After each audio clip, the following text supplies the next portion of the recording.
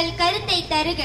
அனைவருக்கும் வணக்கம். மரத்தின் வேர்போல் இருக்கும் எமது பள்ளி தலைமை ஆசிரியர்களுக்கும் அதில் கிளைகளாக இருக்கும் ஆசிரியர்களுக்கும் பின் மரத்தின் இருக்கும் இலைகளாக இருக்கும் மாணவர் மாணவியர்களுக்கும் எனது முத்தான முதல் வணக்கத்தை தெரிவித்துக் கொள்கிறேன். நான் பேச இருக்கும் தலைப்பு கிராமத்தை பற்றி. எனது கிராமம் ஒரு பூஞ்சோலை. விவசாயம் மற்றும் கால்நடை வளர்ப்பு இங்கு முக்கிய தொழிலாக இருக்கிறது. எனது கிராமத்தின் சிறிய ஆலயங்கள், வயல்வெளிகள், ஆறுகள் மற்றும் இயற்கை அழகி இருக்கிறது.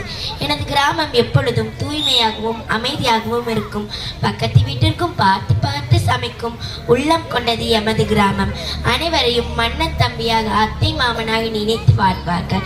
கிராமங்கள் நாம் நாட்டின் முதுகெலும்பு என காந்தியடிகள் கூறியிருக்கிறார்.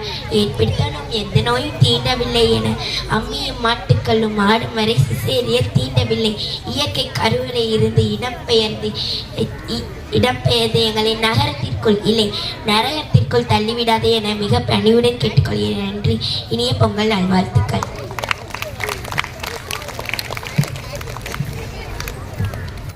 இவங்கதான் தனுஷா, பேசிட்டாங்களே ஒரு தினுசா.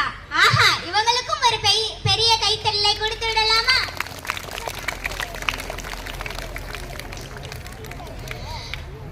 நகரத்தை பற்றி சிறப்பாக பேச வந்துள்ளார் லாவண்யா ரூபா. லாவண்யா ரூபா வருக, உங்கள் கருத்தை தரு. பேச பழக்கிய மாதாவுக்கும் பேச்சு பிழை நீக்கிய பிதாவுக்கும் இவை இரண்டுமா இருந்த அறிவித்த அந்த ஆசிரியர்களுக்கும் உடன் இங்கு குடியிருக்கும் மாணவ மாணவிகளுக்கும் என் வணக்கத்தை நடுவர் அவர்களுக்கும் என் வணக்கத்தை தெரிவித்துக் கொள்கிறேன். நான் இங்கு நகரம் என்ற தலைப்பில் என் கருத்துக்களை பகிர வந்துள்ளேன்.